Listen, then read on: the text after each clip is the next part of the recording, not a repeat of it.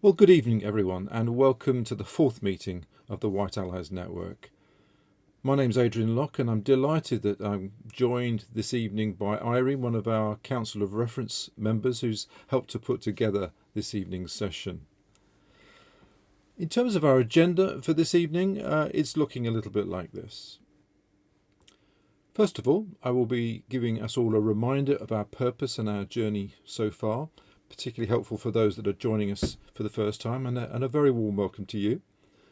I'll then be giving an overview of some of the issues around race and racism that have been in the news since we last met. Then I'll be giving you an overview of the 2022 programme, which starts tonight, and we'll be looking at the two videos at the heart of our topic tonight, the Opium Wars and their legacy today. Before we get into breakout room discussions, I'll then remind us of our 10 qualities or ground rules for our conversations, before I round off the evening by talking about what we'll be covering next time, and then turning off the recording to give us a chance to have a more of an informal conversation at the end for anyone that can stick around from 9:30 onwards. And I'm delighted to say that Irene will be sticking around, so if you've got any questions, particularly for her at the end, then she will be available for that. Okay, so let's get into the agenda. So quick reminder of our purpose of aspiring to be true allies against racism. The network aims to help us to become true allies of people of colour in the fight against racial injustice. So that's our overarching aim. On the way to that, we believe we need to learn about ourselves as white people, our histories, our privileges, and our impact. Learn about people of colour, their histories, experiences, perspectives, and each of these sessions is open to everybody because we believe, although as white people we're trying to take responsibility for playing our part in these issues, we really do welcome dialogue with a rich diversity of members for White Allies Network and perspectives, because believing that we can learn from each other. So really grateful for anyone who's experienced racism for themselves is actually also able to journey with us on this. But we want to gear it towards action, and I'll mention a little bit later about what we're going to be doing later in the year towards action, so that we can take action individually, collectively, and in partnership with others towards racial justice. But it's a quick reminder of where we've come from so far. We've had two history sessions. This was a request from our inaugural meeting back in, was it May, June time. People said we really need to learn more about history. We're recognizing there are big gaps in our histories. And so we've had two sessions so far. We've had an introductory session when we heard from Clive Myrie, Afua Hirsch, and David Olusoga, some short video clips there about what it has been like growing up in Britain. And then we heard for our session after that from Satham Sangira in a conversation with Krishnan Gurumurthy of Channel 4 News, talking about his experience as someone of Punjabi heritage, also talking from his book Empire Lands, which had just been published at the time. So that's where we got to last year. Our 2022 program is looking like this. A couple more sessions in our history series. This one today, the Opium Wars and their legacy today. In April, the partitioning of Africa and its legacy today.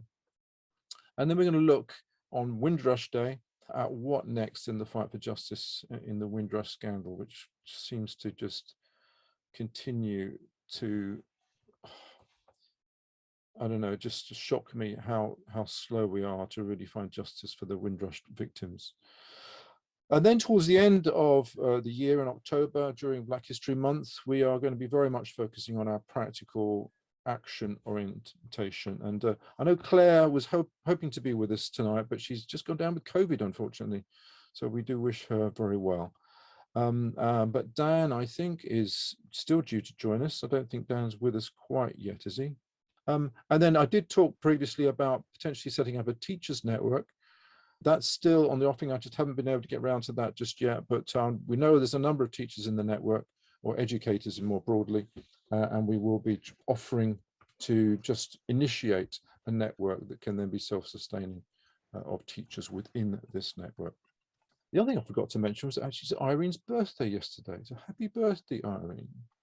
And you had a good day, I hear, from the message you gave me earlier. Anyway, sorry, I was meant to mention that a bit earlier.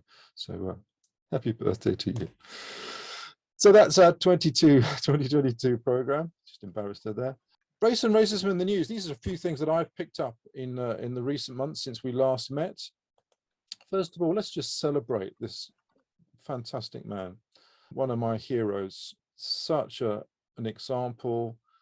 I don't know, I haven't got words to describe how much I esteem Archbishop Desmond Tutu and his initiative and his leadership and his ability to speak truth to power, whatever color that power might be, when he feels that there's a lack of integrity. And maybe this could be our motto as well. Do your little bit of good where you are. It's those little bits of good put together that overwhelm the world. So let's continue to follow in his footsteps. Also, some other good news, really. I think we would all agree. Sidney Poitier, the first black man to win a Best Actor Oscar, died recently, so to celebrate his life. Baroness Valerie Amos, the first black woman in a British cabinet, and now first black woman to be awarded the Order of the Guards, one of the highest honours of the land that the Queen can give. And then there was the achievement of Preet Chandni, or Pola Preet, as she became known, the British Army captain, who became the first woman of colour to ski to the South Pole unaccompanied. So some fantastic achievements there. But we also had, of course, Yorkshire cricket, didn't we, with Azim Rafiq very bravely whistleblowing there, and just the fallout from that. And I just wonder, you know, there's so many resignations after that, weren't there, in Yorkshire cricket? I'm wondering whether there would have been such a response before the death of George Floyd, whether this is still part of the legacy of George Floyd's death and the waking up of us to the issues. That certainly has blown things, just exposed things in Yorkshire cricket, haven't they, since Azim took courage to speak out. And then there was the Colston Four, of course, who've just been acquitted for bringing down Colston's statue, which was very interesting. Whether that will still hang out on appeal, I don't know. But so they've been released, and strangely enough, Colston is now in a cage in the museum in Bristol. So a bit of a reversal there. And Lewis Hamilton's failing to win the championship, the F1 championship this year. Some of my black friends are saying there's racism involved in that rather bizarre circumstance, which seemed to rob him of the title. But what stands out to me is the grace with which he actually congratulated his rival during that. That's the thing that kind of stand out to me in a very positive line there, and I'm sure he'll be back. And then just a couple of hours ago, I don't know whether you heard it on the news, the MI5 has just warned us over a Chinese agent in Parliament, apparently, operating as a lawyer in London. I'm just struck by how the news portrays people of diverse cultures and then the implications of the portrayal. And I'm just wondering whether there's a greater level of suspicion will be around for people of Chinese heritage because of this report here. So it's all happening. It's still happening. These things are still in the news and still relevant to our conversations. So there's a few of the things that I can remember. No doubt you can remember other things as well. But without further ado, I'd like us to get into our topic today, which is, as I said, continuing in all our yesterday series, filling the gaps in our histories, the Opium Wars and their legacy today. And what I'm going to do is to show two videos online. The first one, the Opium Wars, explained in 30 minutes. Guess how long that one's going to take. And then a BBC, that's from Captivating History, and then a BBC Teach video, which covers the first Opium War, and that's a 9-minute long video. I'm going to run those more or less consecutively, and then we're going to have a conversation about them afterwards. There is some overlap, but as Ira and I talked about what each of these videos covers, we thought that they were worth both covering, because the Opium Wars gives a good overview, and then the BBC Teach one with Michael Woods, quite a well-esteemed journalist and broadcaster on China, does go into a bit more depth around that. So we felt they were both worth showing. Just a bit of a warning: the Opium Wars explained in 30 minutes. It's I think Captivating History might be an American outfit. There are some dodgy graphics in there, I think they even got the US cavalry in there at one point when they're supposed to be talking about the British. So just forgive some of the graphics, if you would, and I think some of the pronunciations as well aren't so brilliant. And I think they get one of the royalty wrong for the British monarchy as well. But anyway, apart from that, I think there's a useful overview of the events back 100, 200 years ago, 150, 200 years ago. The other thing just to explain is that they also have, because they're straight from YouTube, they also have adverts in the middle. I shall try and skip those ads as soon as they come on, but just bear with us as we kind of maneuver around those. For copyright reasons, we are unable to embed the videos into this presentation, but you will find the links to them so that you can watch them directly on YouTube on our YouTube page. We then pick up the conversation after we watch the videos, as I'm setting up the breakout rooms for discussion. We'll then go straight into the summary conversations we had after the breakout rooms in this recording. Get into breakout rooms shortly, but I just want to share some summary thoughts from that in terms of some of the things that came out in the presentation.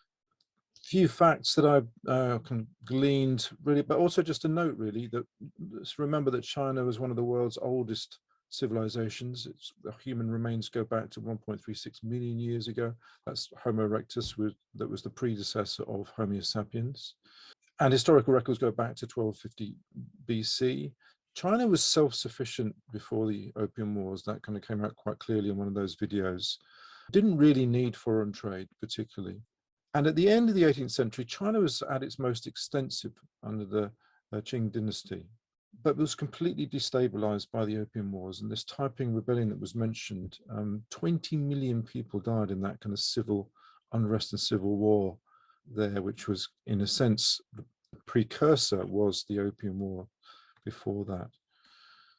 And just to note that there were Chinese slaves as well in the slave trade.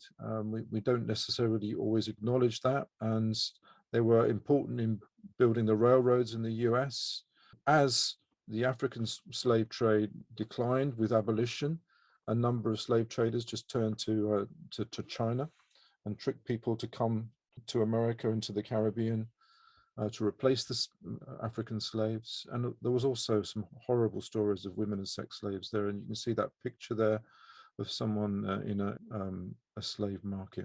And the perverse thing was that opium dens at that time in London, and Dickens wrote about them, they were portrayed in Britain as a Chinese vice menacing Britain, rather than actually something that we introduced as a vice into China ourselves. So that was I don't know, some interesting facts there. I'm just going to stop before we get into breakout groups. We've got a couple of questions for you to consider.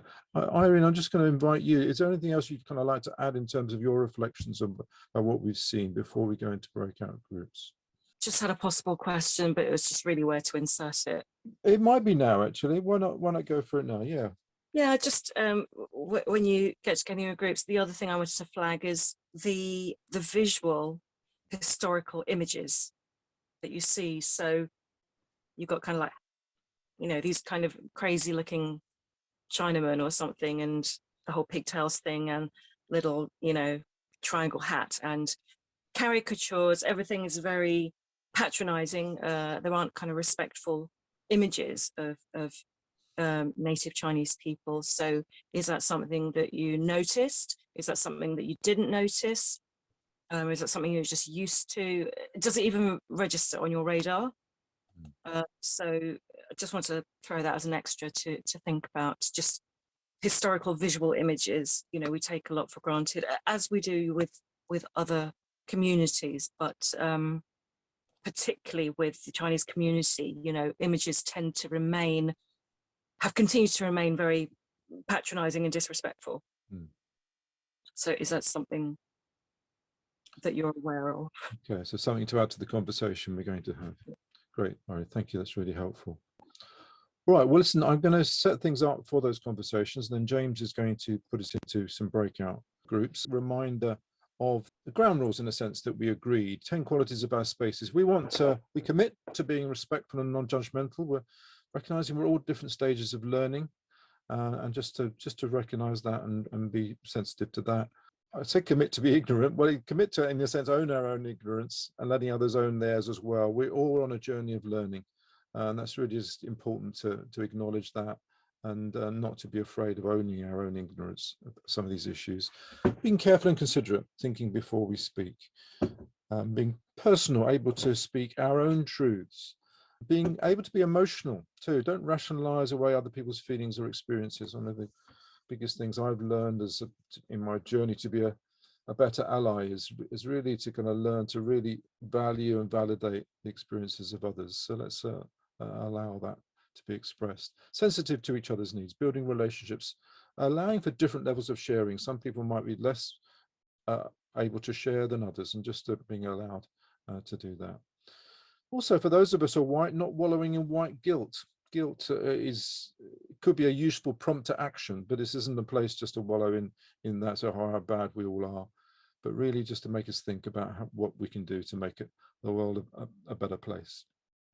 Accepting of each other if we stumble in what we're saying, confidential to the space in which something is shared. So as we get into breakout groups, we're going to ask facilitators to share the top line of things that are said, but just to keep confidential anything personal that was shared within the context in which it is shared. And then finally, courageous, open to be challenged and to be challenged. Those are the values that we agreed, the qualities of our spaces we agreed right at the start when we launched the White Allies Network. So I hope we can all sign up to those. I can't quite see your faces at the moment, but I'm going to have a quick look now. I'm hoping there's no dissenting voices or faces there. So that's what we're going to be working with. So our conversations, our questions, and I'm going to put these in the chat as well so that you'll have these hopefully in your breakout groups.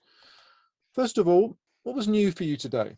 Did you learn something new from those videos, or maybe you're so well versed in this history, then it was just confirming what you knew already? Was there anything you were surprised or shocked by? Second question, what insights do you think these events and that century of humiliation that China suffered brings to the nature today of our relationship with China in the UK, and how China views the UK and other Western powers? So who can I call on first? Daniel, would you mind just sharing a little bit from your group? Yeah, I mean, I think most of us shared really that we don't know a lot of history, and so most of that was pretty new to us. There was perhaps a little bit of awareness of I don't know, the kind of opium links with China, and perhaps some awareness of conflict around that, but not really any knowledge of the history there, and also about Hong Kong, and obviously an awareness of the fact that at some point the British kind of acquired Hong Kong in some way, but no, not a lot of knowledge amongst us about how or why that had happened.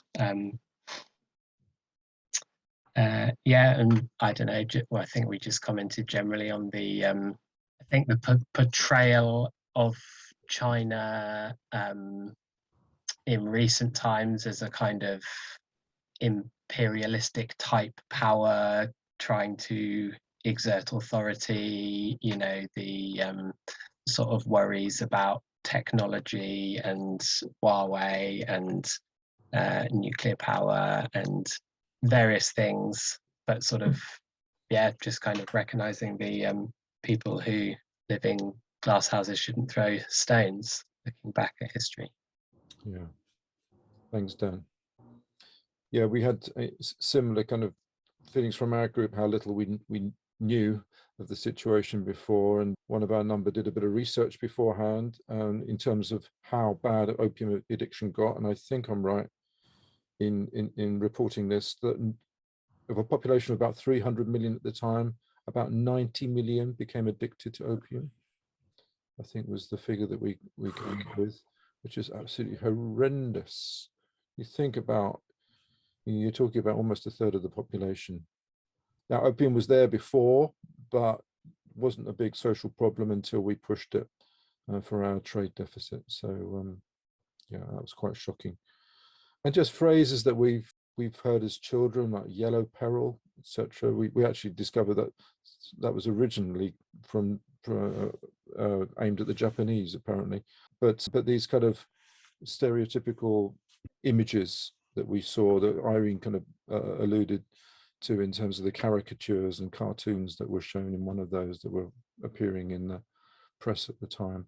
So those things kind of really struck us. I don't know if there's anything else anyone from my group wanted to add to that. Those are some of the things that I recalled. We've said about Widow Twankey, which I grew up watching, in pantomimes. Right, yes. And that's kind of the image which is around somewhere in the ether. Of course, yes. It's only when you mention these things that you kind of remember them from my childhood. Certainly that character, yes. Irene, can I turn to you? What anything to feedback, and also anything just you'd like to add to the mix as well? Let me hand it over to you at this stage. Yeah, things that came up was not being aware that slavery was an issue for China, and that it was an easy swap for the West to move from Africa to source slaves and all that served the West over to China. So, I know American history, some kids aren't sure who built the railroad. They still think their forefathers built the railroad as opposed to actually the Chinese built the railroad. Yeah, and also just acknowledging the arrogant attitude where reparation is concerned, but actually that was a created situation to serve and benefit Britain and the other European countries. Also, mustering up taking a small provocation from China and somehow inflating it to warrant a huge response and backlash from the West, from Europe, to really hurt China. And we identified how, the reporting and the journalism at the time, at the end of the day, it's going to be one take. And if just to use Britain, it's going to be educated white men reporting on, giving the account.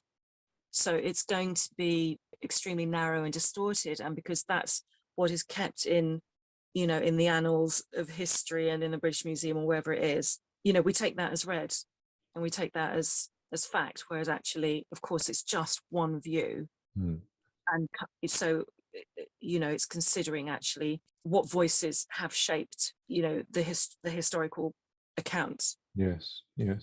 And also the fact that, like I said, government creating trumped up charges in order to, and then putting out the rumors and putting out that kind of, the spin. We all know about spin. So if you don't know that history, it's very easy to go into a lot of China bashing, to just use it as a scapegoat for everything. And, we also discussed how that's come up with climate change. Well, where Western countries have gone through industrial revolution, etc., and have, made efforts to change the direction of where climate change is going. So it's very easy to point, a finger at China and say, look what you're doing and how bad you are. But you can't really compare because of just sheer mass and size.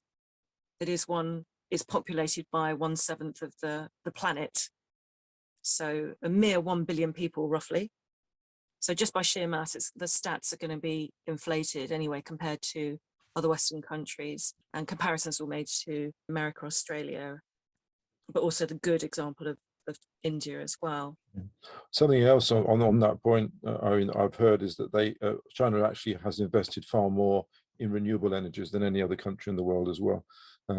So that's often not talked about while they're keeping their coal going. Anyway, yeah, because it's easier to again, this whole China bashing. It's easier to just box them in and say they're weird. Don't get me wrong. I don't trust Beijing because they're not a straight line. They're not straight talkers. They're not anyway. But I used to say, you know, I wouldn't trust them with a bowl of rice, because you can't get an honest or straight answer. There's always going to be an agenda, and you never really get behind that. So yeah, so China bashing from outside is very easy to do, because it's seen as perception of China, or at least the perception of the Communist Party. And we also touched upon how it's actually really recent history. There'll be people on the call who, you know, it was only in the 50s with Mao that the opium problem, or the opium addiction, it was just dealt with, and that's in the 1950s. So for a lot of people, it's going to be in their lifetime. A lot of people on this call, in this group, you know, it's in their lifetime. And someone quite rightly pointed out that, you know, it means in China that generation are going to be alive to be able to comment on it, and to be informing the younger generations who weren't alive then, to say, you know, this is how we were treated, this is what happened, this is what the West did to us. You know, that's why we're so upset about the Summer Palace, that's why we're so upset about this. That's why our attitude is very suspicious, because they're sneaky, they schemed, and they made it our fault. So why should we trust them? So when they're accusing us of this, they're not even checking up on their own history. So yeah, so very recent history. So it's, again, commenting that, you know, it's understandable that the lasting impact of attitude and views of China out to how it views the West, which I know touches upon, like, second question, you know, it's understandable that there's still that hangover, there's still a lasting impact. And I also add that I spoke about Chinatown in London and Liverpool, and the history of go back 300 years of Chinese people in Britain, and the linkages, which are fairly similar to, well, Liverpool's oldest Black kind of African and other ethnic minority community is also 300 years as well. Similar kind of roots, similar reasons. But yeah, so, but I mean, I was going to ask you, I've seen documentaries in the last 2 years from Southeast Asian British women describing their lives in their communities. But are there many that British Chinese people have done which have kind of hit the sort of BBC Two, Channel 4 that you know of? So just so I understand, so your question is, are there programs reflecting or representing British Chinese men, women that are actually on the mainstream channels? Is that what you're asking? Yeah, that's right. Yes and no. So, you know, I've been working in the creative industries. I started when I was quite young, so there are some things, and you have to understand how the media works in terms of budgets, commissioners, and then ratings and things like that. Ratings straight bums on seats. So whether it's telly or whether it's, you know, whether it's stage or screen. So, you know, there's lots of hoops, there's lots of, you know, parameters to get through. It's not just, you know, a lot of time when I've been in meetings or whatever, and I've been on various, like, equity committees. Equity is the Actors Union, so, you know, I was in the Minority Ethnic Members Committee, which has all sorts of different incarnations of names. It's now called the Racial Equalities Committee.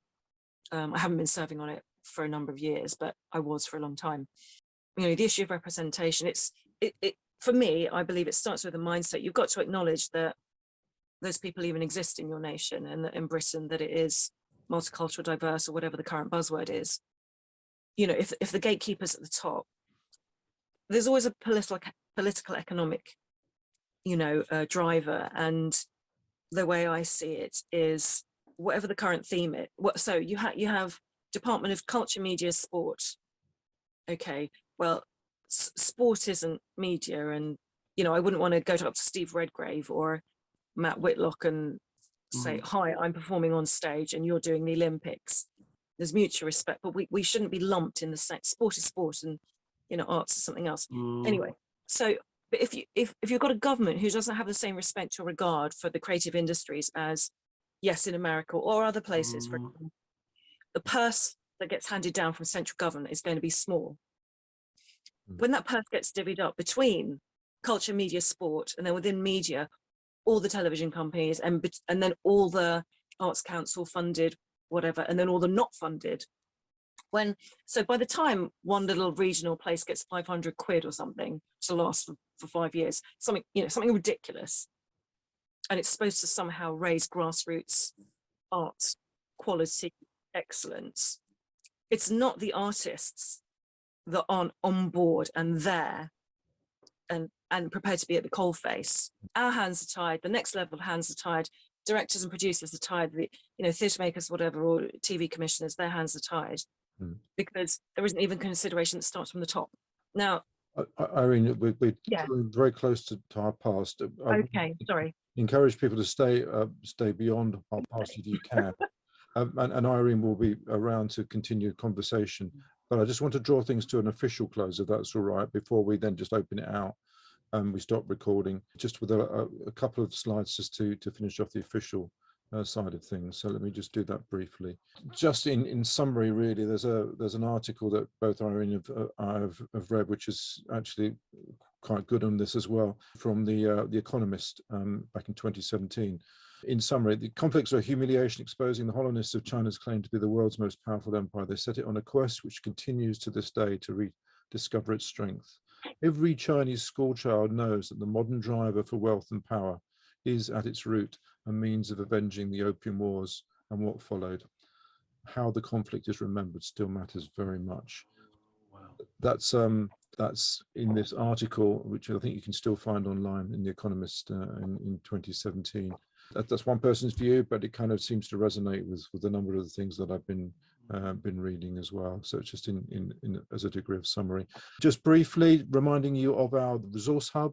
If you're not yet a member of the White Allies Network, and as I said, that's open to people of color as well as those who would see themselves as white.